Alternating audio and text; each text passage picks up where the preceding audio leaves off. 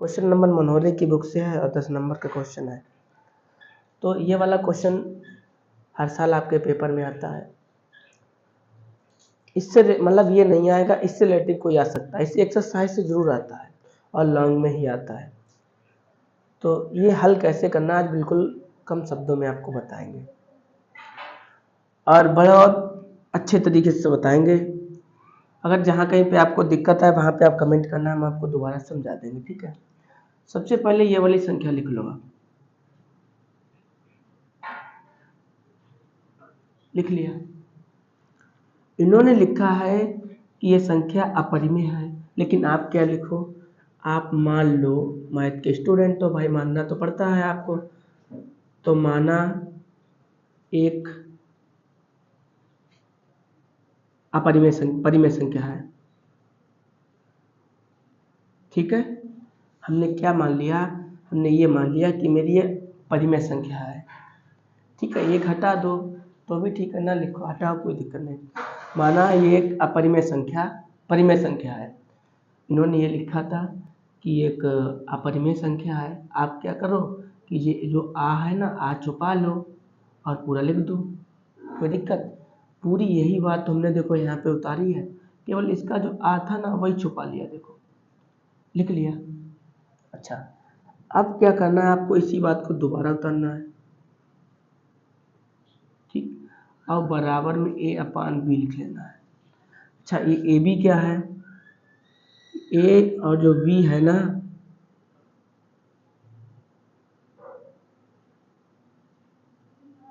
ऐसे लिख लो,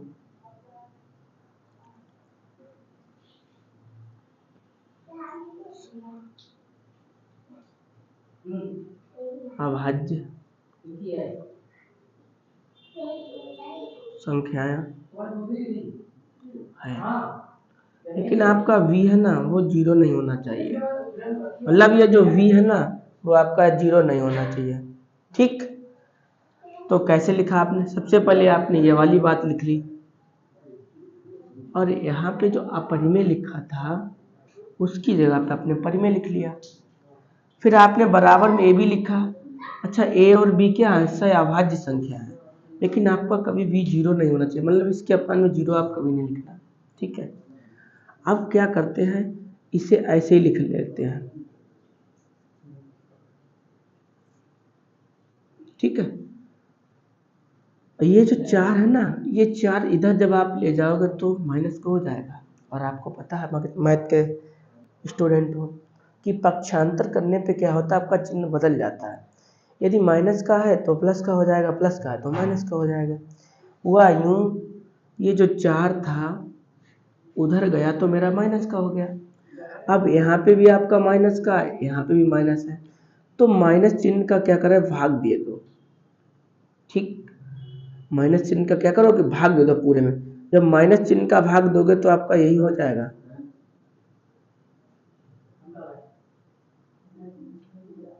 आपका यही तो हो जाएगा, क्योंकि यहाँ पे भी माइनस था, भाग देने का मतलब ये होता है, जैसे मान लो ये लिखा है तो ये कट जाएगा।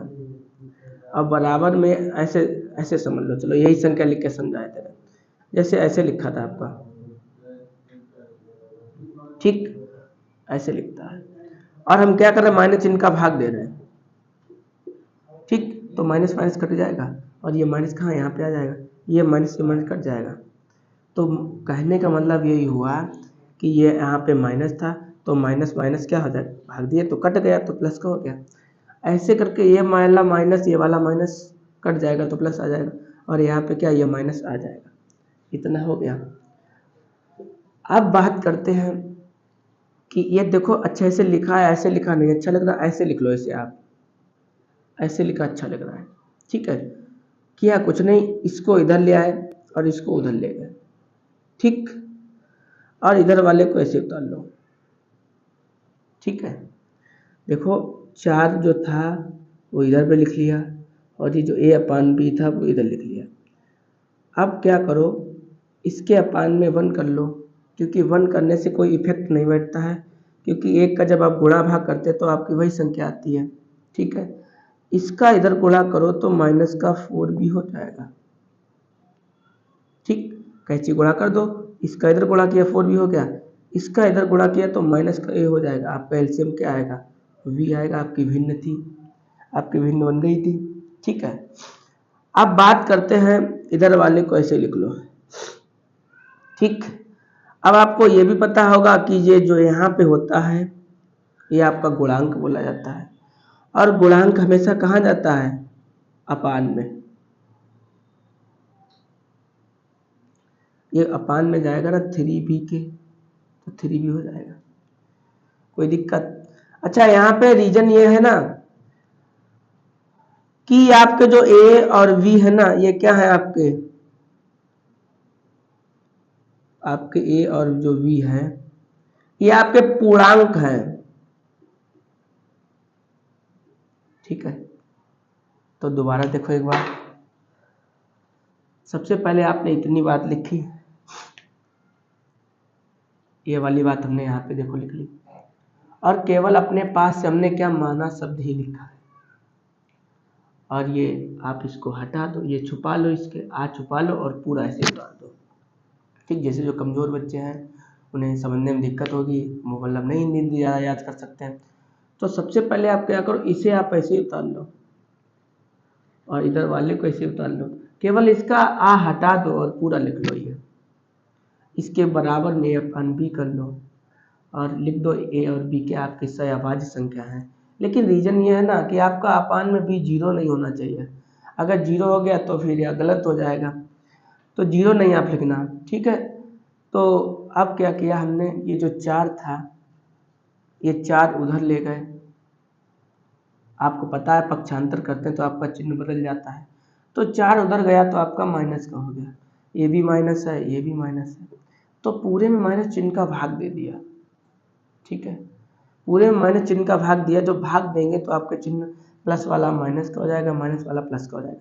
और वही यहाँ पे हुआ है, देखो माइनस था प्लस हो गया, और यहाँ पे देखो माइनस था प्लस हो गया, यहाँ पे प्लस था, कुछ नहीं होता है प्लस होता है यहाँ पे, तो यहाँ पे कुछ नहीं लगा, माइनस प्लस है तो यहाँ पे माइनस हो गया। अब ये लिखा है, ऐसे लिखा रहने तो कोई दिक्कत नहीं, अगर इसे आगे पीछे लिख लो तो थोड़ा पढ़ने में अच्छा लगेगा। तो आपने किया ये 4 इधर को ले आए, 4 मेरी तरफ ले आए और ये उधर तरफ ले गए। तो बात तो देखो यहाँ पे लिखा हमने जरूर ऐसे है, लेकिन बात तो वही है। आपका यहाँ पे 4 प्लस का है, आपका यहाँ पे भी तो 4 प्लस का है, आपका यहाँ पे माइनस का, तो आपका यहाँ पे ये भी तो माइनस का है, तो बात तो वही है। फिर क्या किया जाता है, ये जो 3 है ये आपके गुणांक में है, तो ये कहाँ जाता है, हमेशा ये बट्टे में जाता है। तो अब क्या लिखोगे आप, ये जो ए बी है ये यहाँ पे पूर्णांक है। ठीक है, अब बात करते हैं जरा, नीचे नहीं लिखेंगे, नहीं दिखाई नहीं देगा, आप लेकिन नीचे लिखते जाना। यहाँ पे ये जो है ना परिमेय संख्या, परिमेय संख्या क्या होती है, जो संख्या आपकी p अपान q के रूप में लिखी हो जिसे परिमेय बोलते हैं। तो यहाँ पे वही बात है, तो पी क्यू के रूप में है, तो ये आपकी परिमेय संख्या है।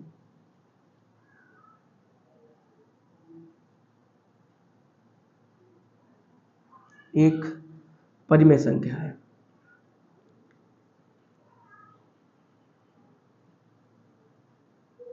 ठीक है, आपकी ये वाली है, ये परिमेय संख्या लिखती है। अब परिमेय क्यों है ये तो आपको पता ही होगा कि जो संख्या p अपान q के रूप में लिखी है उसे परिमेय संख्या कहते हैं। तो ये आपकी p अपान q के रूप में लिखी है, परिमेय संख्या हो गई। अब बात इसकी आती है, तो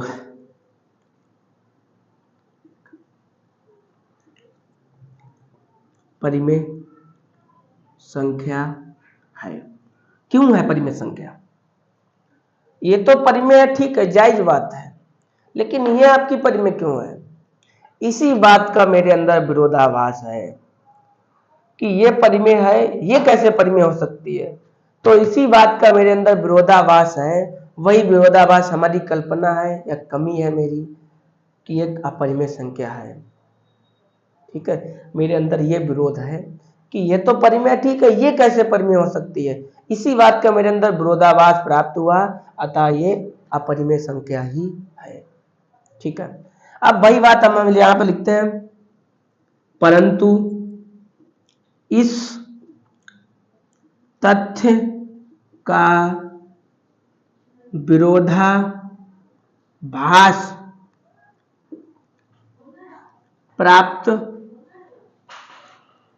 होता है कि √2 एक अपरिमेय संख्या है।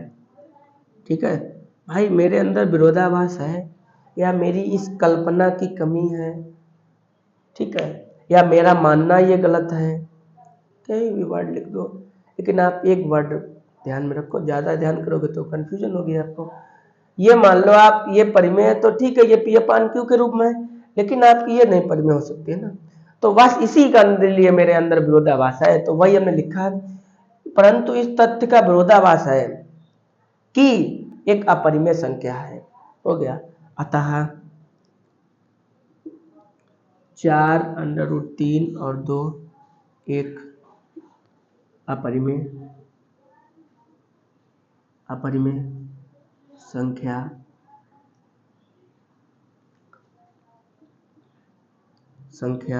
है। बस आपका आंसर हो गया। ठीक है, अगर मेरी वीडियो ठीक लगी हो तो आप अपने दोस्तों को भेज देना, ताकि दोस्त भी समझ ले, उन्हें ज़्यादा ना परेशानी याद करना पड़े। ठीक है, तो आप अगली वीडियो में हम आपको मिलेंगे और परिमेय संख्या से रिलेटेड बहुत वीडियो बना देंगे। किसी को बीच में दिक्कत आए वो स्टेप लिख दे, हम वो उसका सलूशन दोबारा समझा देंगे उसे। ठीक है।